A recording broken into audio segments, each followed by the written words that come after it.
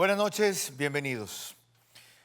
Esta es una advertencia para quienes no quieran compartir un espacio que en esta próxima hora tiene cuestiones increíbles, asquerosas, esperanzadoras, pero necesarias para que el totalitarismo no vuelva a repetir la historia de adjudicarle a alguien un triple crimen por ser opositor político o crítico, para que la justicia finalmente, felizmente, gracias a Dios y a ciertos jueces, descubra que los inculpados son inocentes.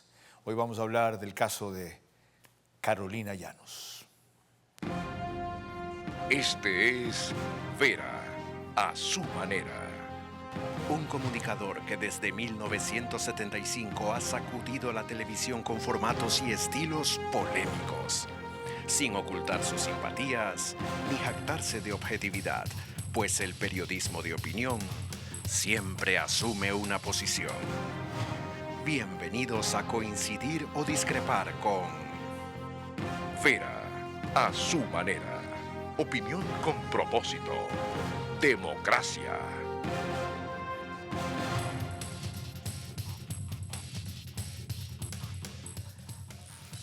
Permítanme dedicar este programa a Fausto Valdivieso.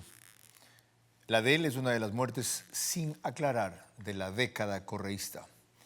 El caso que vamos a tratar hoy, felizmente, fue aclarado. Nos siguen por www.tctelevisión.com, /en-vivo, a través de YouTube, Ver a su manera, el link está colgado al final del programa adicionalmente, y en cableras por OnePlus, Canal 14 de TV Cable, CNT, Claro TV, entre las tres, cerca de 500,000 suscriptores en el país. Dijo este programa de opinión con crítica e independencia para tratar solo temas y protagonistas capaces de mejorar nuestras vidas, consciente de que la economía social de mercado dentro de un sistema democrático republicano es la mejor forma de sacar adelante el progreso, para tener libertad con bienestar, y no solamente bienestar sin libertad, puesto que la prosperidad per se no lleva a nada y los indicadores sociales aisladamente considerados de los derechos humanos no tienen sentido. Este es el último espacio en que me acompaña por 2 semanas Martina Vera Pérez. Debe volver a sus obligaciones profesionales periodísticas de la Argentina. Se lo agradezco profundamente, con orgullo y también con aprendizaje. He aprendido mucho de su paso por este espacio, así que bienvenida. Buenas noches, Carlos. Muchas gracias a ti, gracias a tu gran equipo por su enorme trabajo y su confianza, y por supuesto a ustedes, los televidentes, por la sintonía y el cariño de siempre. Como bien dijiste, hoy vamos a hablar del caso de Carolina Llanos. Muerte, mentiras y montaje. Y para hacerlo vamos a compartir con ustedes el fragmento de una entrevista que hicimos al periodista de investigación Juan Carlos Calderón, que siguió de cerca este caso. Pero además, más adelante les mostraremos un video del exministro del Interior, José Serrano, que se involucró de varias formas también en este caso. Vía Zoom vamos a contar con Francisco Zambrano, él es presidente del Comité Ecuatoriano de Derechos Humanos, y con María Fernanda Egas, es periodista y directora del Instituto Interamericano para la Democracia. Esta noche en el estudio nos acompaña, por supuesto, la protagonista de esta historia, Carolina Llanos. Junto a ella, el doctor Juan Bisueta Ronquillo, él es ex abogado de Carolina, y vía Zoom, como parte de este panel, Emilio Palacio, periodista muy prestigioso en este país, perseguido por el gobierno de Rafael Correa, que además hace un recuento muy interesante en un libro reciente sobre lo que fue la persecución al exasambleísta Galo Lara, que es el compañero sentimental de Carolina Llanos. Aquí empezamos, Carlos. Gracias. Este es el libro, se lo recomiendo. Fue lanzado en la Feria del Libro de Guayaquil del año pasado. Es además un recuento documental, tiene una cantidad de documentos valiosos. Previamente, el abogado de Carolina Llanos había escrito este otro, Juan Bisueta Ronquillo, que es nuestro invitado, El precio de fiscalizar al correísmo. Esto para quienes quieran detalles y soportes del caso documentadamente, porque hoy quiero referirme a lo central, cómo la justicia fue capaz de torcerse Y esa misma justicia, que sigue siendo en parte la que dejó Correa, ha sido capaz de enderezarse una vez que le quitaron la guillotina del cuello.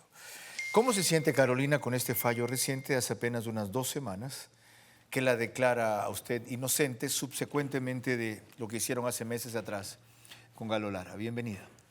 Bueno, muchas gracias por su invitación, Carlos. Me siento feliz porque al fin salió a la luz la verdad de mi inocencia, de la inocencia de Galo y de la inocencia de mi hermano. Se descubrió todo esto gracias a los documentos desclasificados de la CNI, donde indican que Carolina Llanos, por ser pareja sentimental de Galo Lara, tendría un seguimiento especial y deberían involucrarla en el caso Quinsaloma. Sí, hubo una orden y lo que se instruyó decir es que usted le había contado a alguien que si siguen cortejándola o acosándola, usted le va a pedir a Galo que lo mande a matar, algo así. De eso fue que le acusaron. Así es, todas esas fueron unas patrañas, fueron inventos de la misma familia Llanos, de la misma familia mía, porque la persona, Carlos Humberto Llanos, era mi primo hermano. ¿Sí? Quiero contarle algo para que todo el país se entere. El caso de la muerte de la familia Llanos Parco tiene como precedente un caso anterior de un asesinato que ocurrió en el recinto La Fortuna, en donde varios moradores e incluso la madre de Carlos Humberto Llanos indican que a Carlos Humberto Llanos lo estaban acusando de la muerte de Abel Romero Pinos.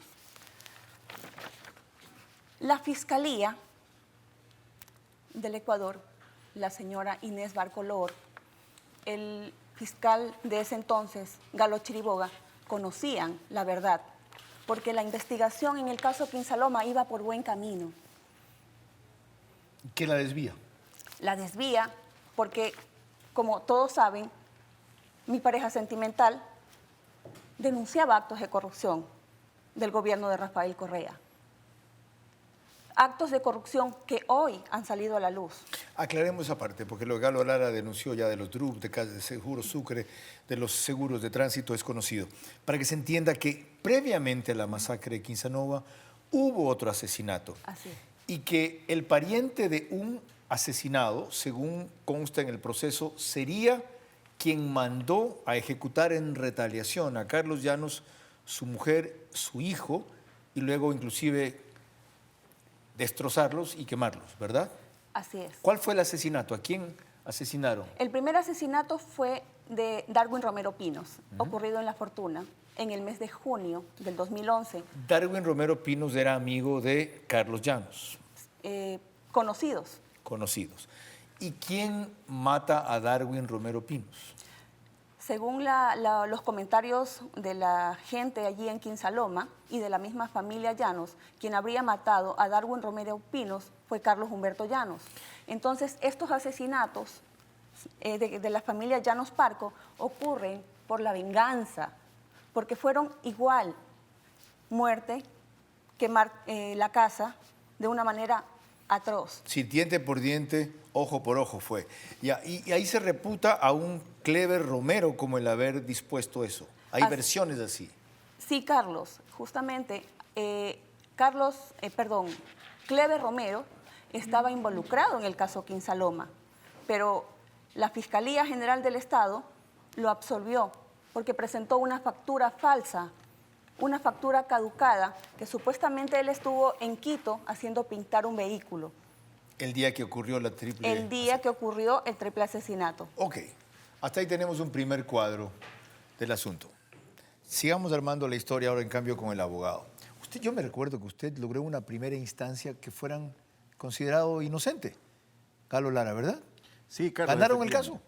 Efectivamente fue lo que sorprendió. En primer lugar, hubo una alegría media, porque por un lado, pues el primer tribunal que conoció la etapa de juicio en el año 2012, en el mes de diciembre, Por un lado termina declarando, confirmando el estado de inocencia de Galo Lara, pero por otro lado termina también declarando la culpable a Carolina Llanos, lo cual, repito, fue una alegría a medias, porque conocíamos de la inocencia y de la persecución política que se había generado por parte del gobierno correísta.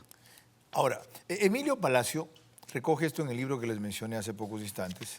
Se llama La masacre exquisita de Rafael Correa, historia secreta de la persecución a Galo Lara. Emilio, bienvenido desde Estados Unidos, en Miami. ¿Cómo soporta usted la historia que aquí amplía? Para tener claro que esto no es solo un relato periodístico, no ficción, sino real, sino una investigación, denuncia con soportes. Bienvenido. Carlos, muchas gracias por tu invitación. Un abrazo a todos los panelistas. Esto es una novela, como tú sabes perfectamente, y como todas las novelas, está llena de personajes, de anécdotas, de acontecimientos, y el peligro que corremos es que entonces el televidente se confunda y no entienda muy bien la historia. Por eso yo lo quisiera resumir en el siguiente hecho, que es el que hay que destacar, que no hubo una masacre de Quinsaloma, hubo 2 masacres de Quinsaloma, una después de la otra. En las 2 la víctima fue asesinada de una manera atroz. En el primer caso lo envolvieron en un colchón y lo quemaron a este señor. En el segundo caso mataron al asesino de la primera víctima, a su mujer y a su hijito de 4 años. Y lo más llamativo de todo esto, Carlos, es que toda la información está publicada en la prensa, lamentablemente dispersa. Un dato por aquí, otro dato por acá, otro por acá, inclusive con fotos y todo lo demás. Y el trabajo que había que hacer, que lo hizo primero Galo Lara, fue el primero que armó, que construyó todo este aparataje. Y yo lo que le hice es darle forma periodística. Todo está documentado en la prensa. Y me tomé el trabajo en el libro de además añadir los documentos jurídicos, para que no quede ninguna duda, porque a veces la prensa también puede decir cosas que no son. Entonces están las sentencias, las declaraciones, etc. Y son los asesinos de la segunda masacre los que dicen que no fue Carolina Llanos, ni fue Galo Lara, ni fue el hermano de Carolina el que les dijo que vayan a matar a este hombre, sino que señalan a un tercer personaje que lo capturaron, lo interrogaron y luego lo liberaron. Y que está desaparecido y que nadie sabe dónde está. Bien, eso aclara más la historia. Se nota que tú escribiste el libro para no llenarla tanto de nombres que puedan generar confusión. Yo solo aporto como complemento a lo que decía Emilio. Miren, el libro tiene documentos, ¿ya? No solo relatos que les encarezco revisar, porque esto para muchos, aún después de este programa, seguirá siendo increíble y dirán que es el odio a Correa y el invento de por aquí, de patatín, patatán. ¿Ya? Martina.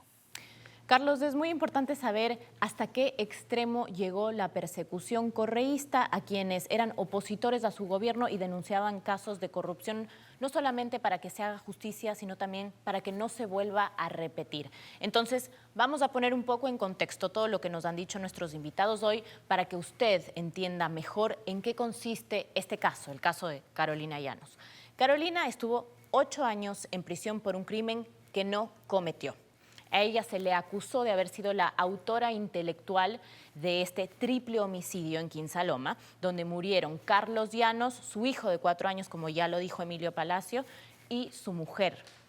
En realidad, ¿qué tiene que ver esto? Se preguntará usted con el gobierno de Rafael Correa, ¿por qué se acusa a Carolina y dónde atamos los cabos? Bueno, la cuestión es que Carolina era y es la compañera sentimental de Galo Lara, ex asambleísta que denunció actos de corrupción en el gobierno de Rafael Correa. Y cuando este triple crimen se cometió, el gobierno vio en él la oportunidad perfecta para encontrar a otros culpables y acallar así a este opositor. Entonces fue cuando se empezó a fraguar una suerte de caso en contra de Llanos, de su hermano y de su pareja sentimental. Se fabricaron pruebas y se fabricaron cerca de 43 testimonios según el recuento del propio Emilio Palacios en su libro.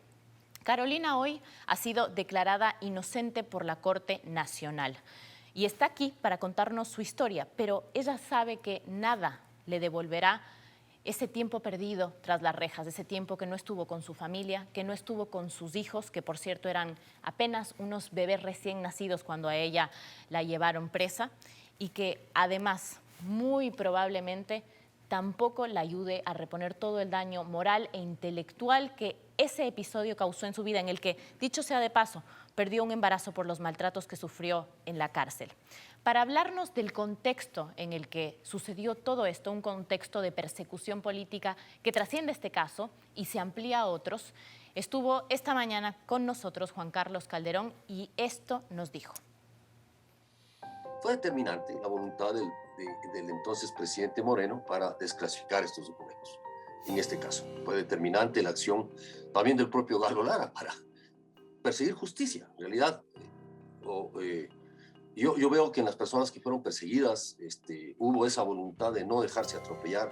O sea, no solo que te hacían esto judicialmente, penalmente, sino que además te armaban toda una campaña de desprestigio en medios oficiales, ¿no? O sea, eso era terrible, era de todos los días. Entonces, en el imaginario, en la percepción de la gente, quedaba como un Galo Lara cómplice de un triple crimen. No es el único caso en el cual se montaron pruebas. ¿Qué otros casos vienen a la mente, por ejemplo? Tenemos el de Diego Vallejo, por ejemplo, que él ha hecho unas denuncias formales, ¿no es cierto? Este ex mayor del ejército, hombre de inteligencia, en el tema del 30S, fue muy evidente cómo se montaron, ¿no es cierto?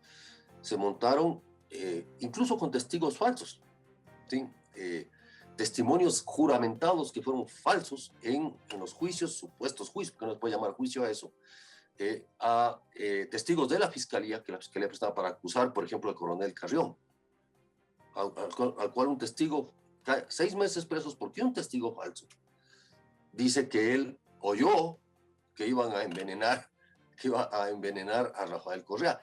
Y el caso también del mayor Araujo, Fidel Araujo, que también pasó 6 meses preso por un testigo falso montado, ¿no es cierto?, acusado de intentar asesinar al presidente. Entonces era como común esto. Es importante entender esto que acaba de decir Juan Carlos, era común esto. Este fue el ambiente en que se inscribió lo que hoy estamos tratando. Y alguna gente no recuerda bien cómo fue la justicia en esa época, algunos de cuyos jueces subsisten y fiscales también. ¿Cómo pudo ser posible que si ustedes ganaron la primera instancia, con todas esas evidencias, haya proseguido a la segunda y hayan perdido allí? ¿Qué cambiaron? ¿Qué trucaron? ¿Qué pasó?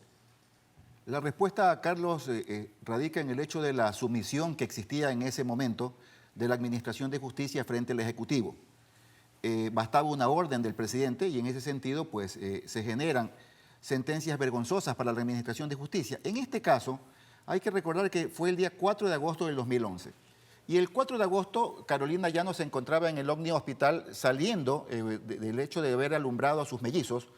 Y producto de ello, Galo Lara realiza un depósito desde la ciudad de Quito para que se cubran los valores de maternidad y para que se cubra la estancia aquí en la ciudad de Guayaquil. Y dice que con eso era que había pagado a los sicarios. Y entonces, una sentencia burda, una sentencia vergonzosa para la Administración de Justicia, es la que llega a señalar, contrario de lo que normalmente sucede en un Estado de Derecho, de que la Fiscalía debería destruir el estado de inocencia, acá le dicen a Galo Lara, usted no ha podido demostrar para qué razón envió el dinero desde la ciudad de Quito para que se haga la transferencia y que sea retirado a su vez por parte del hermano de Carolina Llanos en uno de los bancos en el Mall del Sol. ¿Esos jueces siguen en funciones? Algunos de ellos, Carlos, porque vemos acá que en ese sentido tenemos acá que quienes actuaron en la primera instancia terminan siendo el juez Merve Navides, que ya no está y que es el que conoció la instrucción fiscal. Luego de ello estuvieron también en la sentencia que condena a Carolina Llanos, Vicente Robalino, fallecido ya el día de hoy, Lucy Blasio y el doctor Johnny Ailuardo.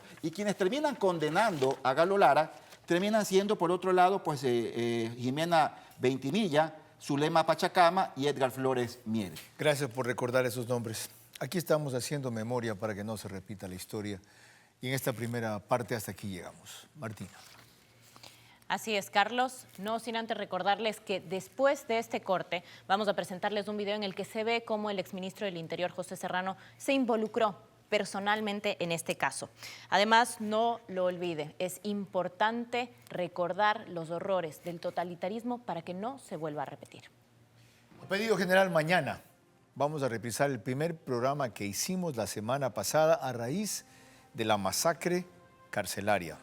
Estaban en el set el general Víctor Garzón, el especialista en seguridad mayor Miguel Guzmán, y tuvimos también al coronel Alberto Molina, experto en temas de inteligencia estratégica.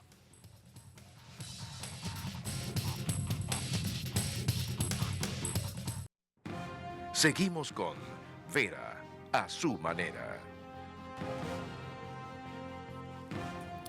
Estamos tratando el caso de Carolina Llanos, muertes, mentiras y montaje. Hace 2 semanas ratificada su inocencia, después de haber estado 8 años en la prisión y abortado, perdido un embarazo que llegó hasta los 8 meses, aunque realmente la pérdida fue mucho antes. De eso nos referiremos en breve. Antes, la alcaldesa Cynthia Viteri pidió hoy que se permita el uso de armas a particulares, ya que la policía y el ejército no nos pueden proteger. Empezaron los cabildeos para la primera vicepresidencia de la Asamblea, que deja vacante Bella Jiménez. La ministra de Gobierno compareció esta mañana ante el Congreso para dar cuentas sobre seguridad. Hay extrañeza porque la investigación de 600 periodistas en el mundo solo incluyó gobernantes de derecha y sorprende la propuesta de paz que han hecho bandas del crimen organizado. La tratamos ayer aquí y la ha ratificado Anderson Boscana en su serie de La Posta. Martina. Carlos, hoy estamos hablando del caso de Carolina Llanos, muertes, mentiras y montajes. Es momento de darle paso a este video al que hacíamos alusión hace un momento del exministro del Interior, José Serrano, que se involucró personalmente en el caso e invitó, entre comillas, a la justicia y a los periodistas a corroborar la información que él fue dando en su momento sobre el tema.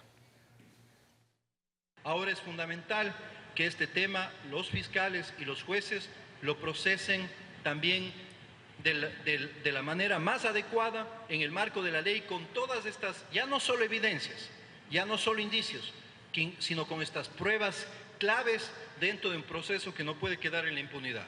Una invitación a todos los periodistas serios que existen muchísimos, una gran mayoría en el país, para que lean el proceso, y contemos esta historia no como una simple anécdota, sino como un hecho que simplemente en el país no puede volverse a dar. ¿Sí lo ven? No, José Serrano involucrándose, como dijo Martina, directamente en este caso. De paso, está en Miami y planea pedir asilo a los Estados Unidos. Los Estados Unidos verán si se lo dan. Carolina, refería a Martina en el bloque anterior que usted perdió a su hijo estando presa. ¿Qué pasó? Así es, Carlos. Fuimos a la cárcel. Digo, fuimos a la cárcel porque cuando ingresé a la cárcel yo ya llevaba el 3er hijo en mi vientre de Galo Lara. Cuando estuve en prisión les pedí a mis abogados que me ayudaran porque había una posibilidad de pedir un habeas corpus o algo para salir por mi tema de embarazo.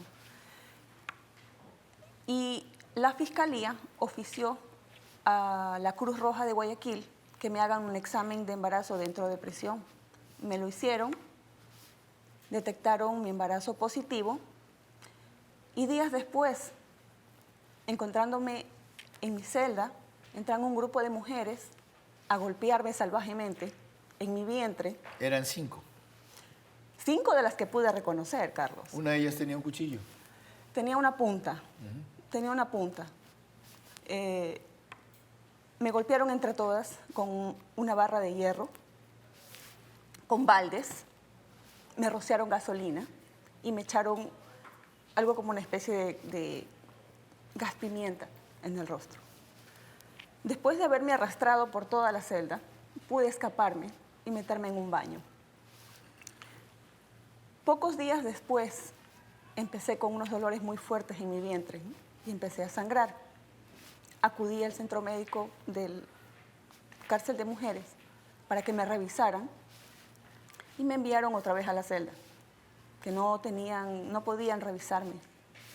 Así permanecí toda la noche hasta el siguiente día, donde vino la directora de aquel entonces, María José Murillo, y con orden de un médico del centro me sacaron a la clínica Santa Marianita, Maternidad Santa Marianita, donde me hicieron un eco transvaginal. Detectaron que mi bebé no tenía latidos cardíacos e inmediatamente me regresaron a la cárcel, con mi bebé en mi vientre muerto. Tuve que pasar 2 días llorando de dolor, sangrando y suplicando que me saquen. Pedí a unas compañeras que se comuniquen con Galo para que me puedan ayudar. Con orden de un juez me sacaron a la a la Maternidad Santa Marianita nuevamente, donde me hicieron un legrado. Pasaron 24 horas, yo seguía con fiebre, con dolores. Luego de esto piden que me trasladen a la Maternidad Sotomayor, donde me vuelven a hacer otro eco y se dan cuenta que me hicieron un legrado incompleto. Me vuelven a hacer el legrado, el segundo legrado en 24 horas, Carlos, en la Maternidad Sotomayor. Eso fue a la medianoche. Al siguiente día, muy por la mañana, llega la directora María José Murillo con unos policías porque tenían orden de regresarme a la cárcel, después de que el médico que me estaba tratando había dicho que tenía que permanecer por mi estado delicado de salud varios días allí. ¿Sí sabe usted por qué la dejaron salir de la maternidad Isidro Sotomayor? Sí, Cuéntelo. sí lo supe después. Cuéntelo. Tengo entendido que el gobierno le dijo al director, si mal no recuerdo de apellido Meller, que si es que me dejaban quedar en la clínica, en el hospital Sotomayor, le iban a quitar las regalías que les daba el gobierno. Ok. A esos extremos llegaron las cosas. Decía Emilio Palacio hace pocos instantes que curiosamente todo esto se documentó, se relató, trascendió en parte en la prensa nacional, menos en las redes que no como ahora, revelaban más cosas de las que otros ocultan. Emilio, ¿por qué una cosa tan atroz avanzó hasta un extremo tan grande y no se pudo frenar? Cuestión que a la generación actual, que no siguió de cerca esto hace 10 años, parece increíble, invento tuyo y mío que odiamos a Correa, entre comillas. Mira, Carlos, todos los políticos, bueno, no todos, casi todos los políticos mienten. Unos mienten más, otros mienten menos. Pero decir una mentira es una cosa y fabricar una mentira es otra cosa diferente. Porque esto no es que al pasar Correa dijo lo mató o al pasar Serrano dijo lo asesinó. Es que fue todo un edificio construido con piezas una detrás de otra. Testimonios falsos, videos, supuestos papelitos rotos donde estaban números de teléfono, declaraciones de testigos que un día dijeron una cosa y pocos días después dijeron exactamente la contraria. Y yo te voy a mencionar solamente un hecho de esta fabricación de la mentira para que tú veas lo grave y cómo se derrumba cuando tú ves los malos cimientos. Cuando Serrano dice que ya tienen las pruebas, y también lo dijo luego Correa, se refiere a la declaración de un señor que había estado preso por el asesinato de un funcionario municipal. De repente, nadie sabe por qué, lo liberan a este señor, que ya había estado preso 2 o 3 veces antes con un historial de crímenes, porque pertenecía a la famosa banda de los Cedeño, una banda terrible, que mató muchísima gente, lo que hoy llamamos los sicarios, que mataban sin ninguna compasión y sin ningún miramiento. Bueno, este señor, Alex Cedeño, sale de la cárcel y a los 2 días convoca una rueda de prensa para decir que el muerto le había contado a él que Galo Lara lo quería matar. Qué bien, gracias. Gracias por completar el panorama con esa parte de la historia que nos faltaba en este rompecabezas que estamos rearmando para entender un caso brutal que no se puede repetir. Martina, tus preguntas para el panel. Gracias, Carlos. Carolina, mi primera pregunta es para usted. Primero, antes, agradecerle por estar aquí hoy y decirle que es una valiente no solamente por las atrocidades que vivió en la cárcel, sino por contar su historia. Y ahí justamente es donde quiero hacer énfasis en mi pregunta. Es muy difícil sentarse aquí hoy o al frente de las cámaras mañana y contar lo que a usted le pasó porque es revivir ese horror. ¿Por qué lo hace? ¿Hay algún objetivo tal vez mayor, alguna esperanza mayor que la lleva a eso?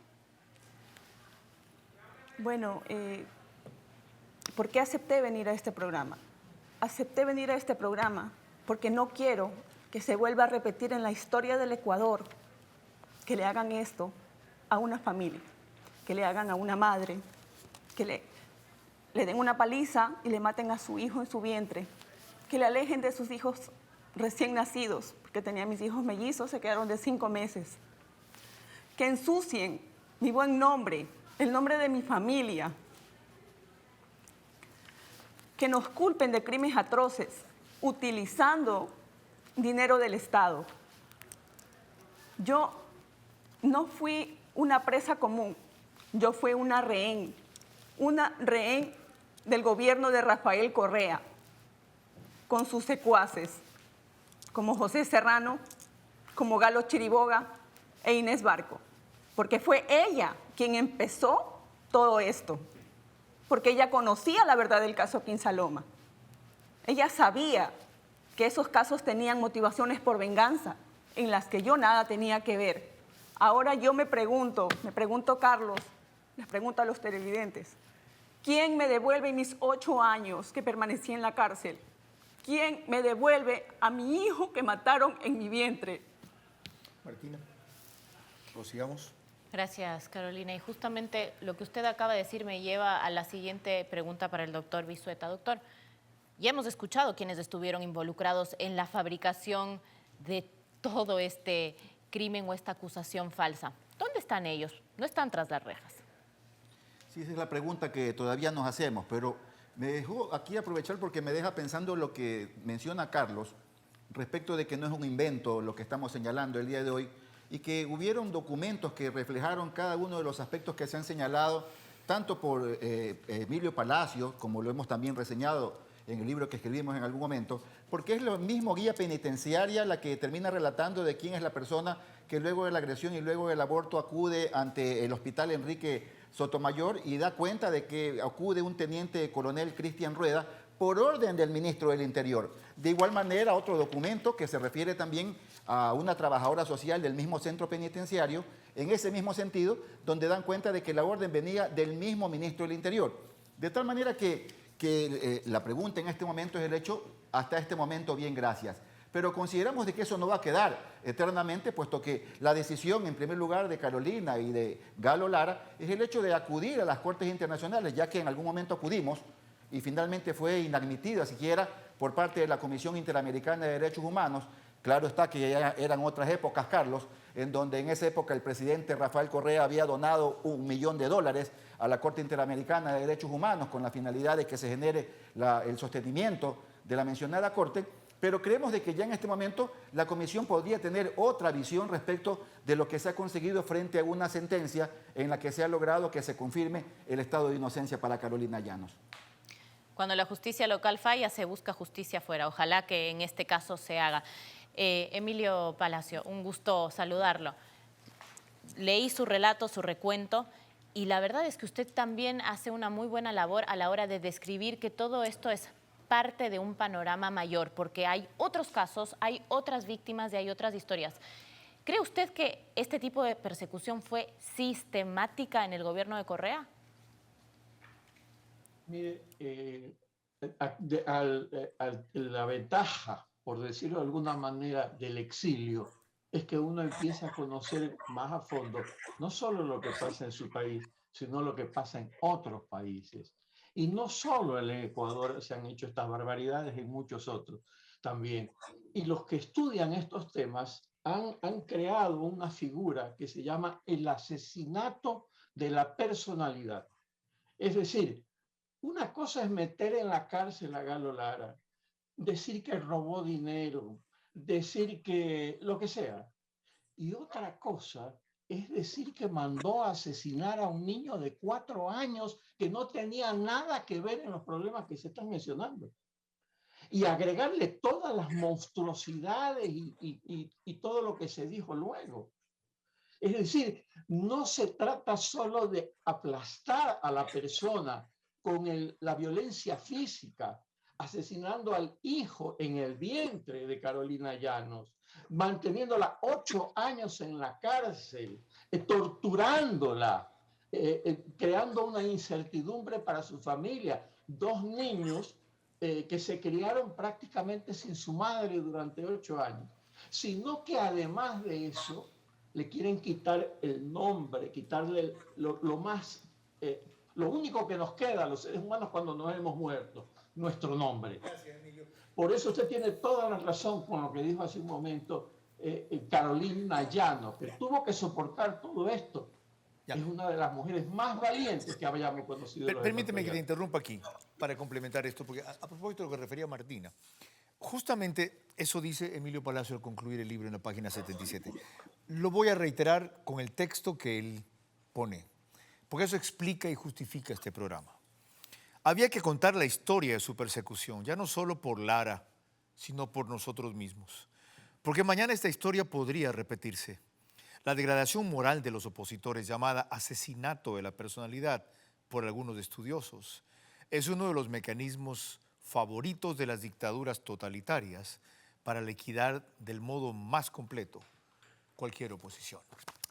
Martí. Así es, Carlos. Es por eso que insistimos en que los errores del totalitarismo deben recordarse para no repetirse. Es momento de una pausa, pero volvemos después con la intervención de nuestros panelistas vía Zoom. No se vaya. El domingo tratamos en vivo el cáncer, la actitud y la conducta para prevenirlo, enfrentarlo y lo que todavía está pendiente, y algunos creen que es posible, resolverlo.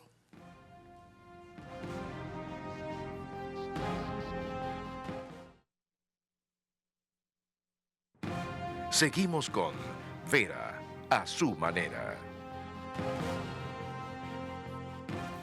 Para completar el cuadro, María Fernanda Egas nos acompaña, es directora del Inter-American Institute for Democracy, Instituto Interamericano para la Democracia, periodista ecuatoriana, está radicadamente en el extranjero, fue coordinadora de Fundamedios, es columnista del diario digital La República, y Francisco Zambrano Campuzano, presidente del Comité Ecuatoriano de Derechos Humanos y Sindicales CEDUS, organización que respecto al tema de Carolina Llanos y Galo Lara hizo una serie de reclamos y observaciones. ¿Por qué no funcionaron? Utilice para eso su primer minuto, Francisco, cuando falten 10 segundos para que concluya la intervención, se lo recuerdo. Adelante. Ok, mire, el Comité Ecuatoriano de Derechos Humanos en su momento hizo la denuncia pública del ataque brutal, el intento de asesinato que fue víctima la señora Carolina Llanos.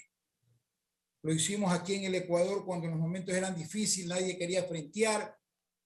Y luego fuimos ante la Comisión Interamericana de Derechos Humanos y presentamos la denuncia formal. Es decir, que nosotros como institución de derechos humanos, licenciados y amigos televidentes, hicimos lo que nos correspondía, porque los derechos humanos son absolutamente para todas las personas.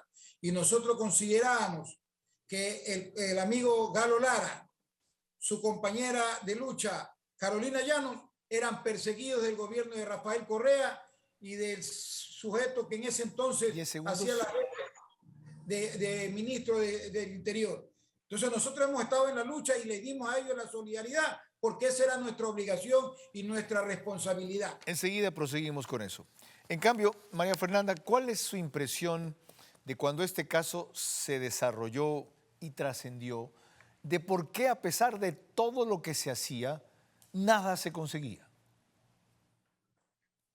Buenas noches, Carlos. Muchísimas gracias por la invitación. Realmente el caso de Galo Lara es muy singular. Fue el víctima de una persecución política atroz, institucionalizada en todos los elementos, funciones del Estado: presidencia, SENAÍN, Fiscalía, Ministerio del Interior, Justicia, Cancillería. El caso de Galo Lara, recordemos que tuvo también un exilio en Panamá y tuvo la primera vez que Panamá rompió su tradición de asilo, fue con el caso de Galo Lara. Entonces, yo creo que ese nivel de institucionalidad para perseguir políticamente, incluso trascendió al gobierno de Rafael Correa, porque quedaron varios funcionarios aún en el gobierno de Lenín Moreno 10 que segundos. obstruyeron inclusive el informe que quiso presentar el Instituto Interamericano para la Democracia. Prácticamente no quisieron darle valor porque Ya vuelvo con usted, María Fernanda, sobre eso. Antes, una cosa parecida, le pregunto a Francisco. ¿Por qué todas esas gestiones no funcionaron, fueron hasta la Comisión Interamericana de Derechos Humanos? ¿Y qué les decían si es que les respondían sus oficios y reclamos? Mire, licenciado, nosotros y amigos televidentes, nosotros como institución no nos tiembla la mano. El caso del compañero Galo Lara y de su compañera Carolina Llanos, inclusive lo llevamos a la sesión que tuvo la Comisión Interamericana de Derechos Humanos en Lima, Perú. Allá hubo una audiencia pública y nosotros planteamos el problema. El tema aquí es el siguiente: que las organizaciones de derechos humanos, no solo del Ecuador, sino del mundo, no tenemos los recursos económicos suficientes. Pero a pesar de esas limitaciones, nosotros fuimos y estuvimos ahí frenteando el gobierno de Rafael Correa Delgado, acusándolo de violador de los derechos humanos. Nosotros no nos tiembla la mano cuando se trata de acusar a alguien de violador de los derechos humanos, porque esa es nuestra obligación. Para eso estamos, licenciado, humildemente. Gracias. María Fernanda, me contaba usted que el Instituto Interamericano para la Democracia quiso involucrarse o denunciar el tema y algo pasó. Prosiga con eso. Sí, precisamente el Inter-American Institute for Democracy quiso llamar la atención sobre el caso de Galo Lara precisamente por lo que preguntas: ¿por qué no se destrababa? ¿Por qué no seguía adelante su liberación? Entonces anunció una visita a la cárcel para constatar las condiciones en que estaba Galo Lara en la cárcel en Guayaquil.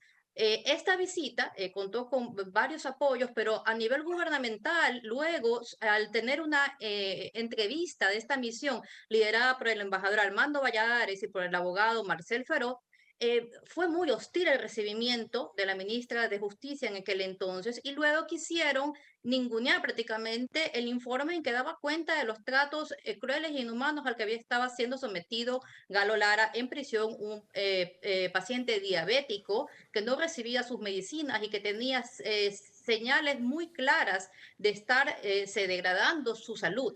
Entonces, luego de eso, nos enteramos también a través de esta 10 gestión segundos. que se presentaba una prueba falsa al presidente de entonces, Lenín Moreno, que era el cheque del tal pago a la clínica, que lo querían seguir haciendo pasar como el cheque con el cual Carolina Llanos había pagado y organizado intelectualmente el crimen de Quinsalón. Muchas gracias, María Fernanda Egas y Francisco Zambrano, por recordar y demostrar que hubo ecuatorianos que no se callaron entonces.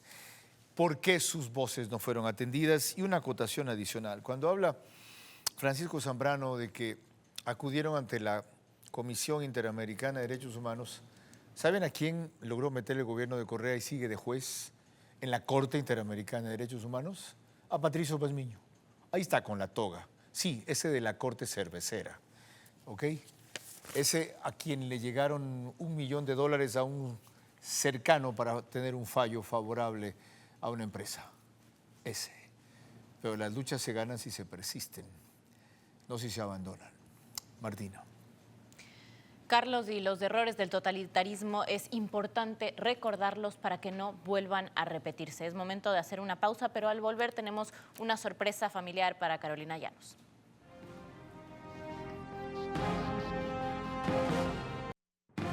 Seguimos con Vera a su manera. Carolina Llanos, muertes, misterio y montajes, el tema que estamos terminando esta noche. Concluyo recordando que hay muchas más muertes misteriosas en el gobierno de Correa no esclarecidas todavía. Miren, en denunciantes de corrupción, al menos 15. Carlos Navarrete, Raúl Rodríguez, Jorge Santana, Byron Valdeón y, por supuesto, Fausto Valdivieso, periodistas. Denunciantes como Quinto Pazmiño, el general Jorge Agabela y María Fernanda Luzuriaga. Denunciantes de narcotráfico, 4 por lo menos: Wellington Alcíbar, Oscar Caranqui, Jean Paul Flores, entre otros. Y caídos en protestas, 16, Bosco Huizuma, civiles y uniformados en el 30S, 4 indígenas opuestos a la minería, la policía José Luis Mejía entre los principales. Martina. Carlos, estamos hablando del caso Carolina Llanos, y a Carolina se la llevaron presa poco tiempo después de haber dado a luz a 2 mellizos que tuvo con Galo Lara. Ellos estuvieron 8 años distanciados de su madre y hoy nos han mandado el siguiente video para saludarla.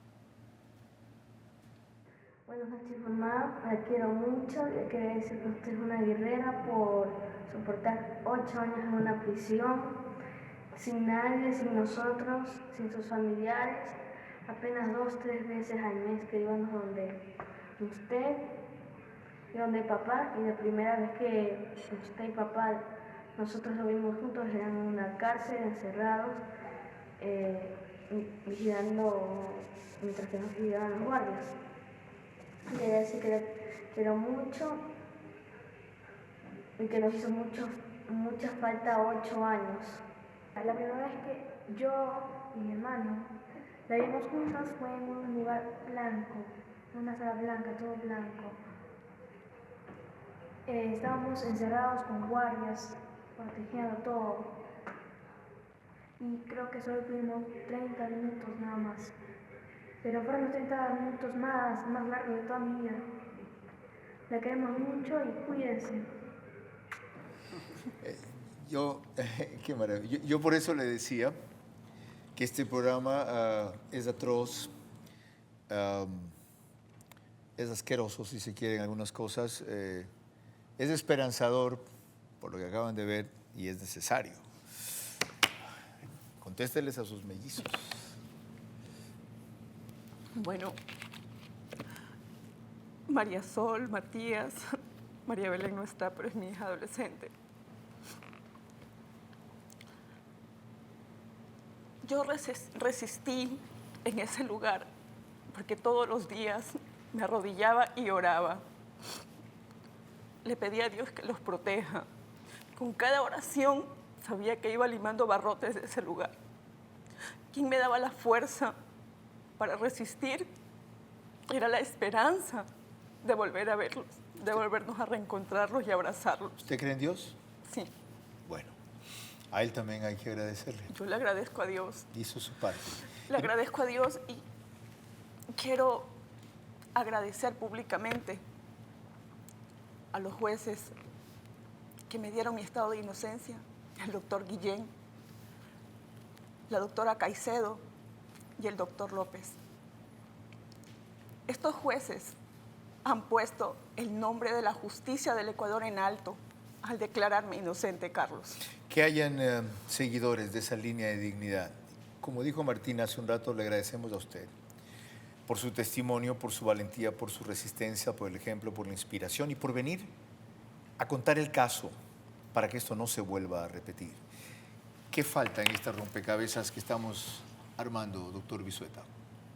Falta el hecho, ¿cuáles fueron las causas que se logró para aportar al proceso y así poder confirmar el estado de inocencia? ¿Qué sirvió para demostrar que ustedes tenían razón? Sirvió en primer lugar el hecho de que también fue detenido de manera injusta el hermano de Carolina Llanos, Gilbert Llanos Romero, Y en ese sentido, al momento de presentar la apelación, se confirma el estado de inocencia de él al establecerse que todo fue generado en base de presunciones.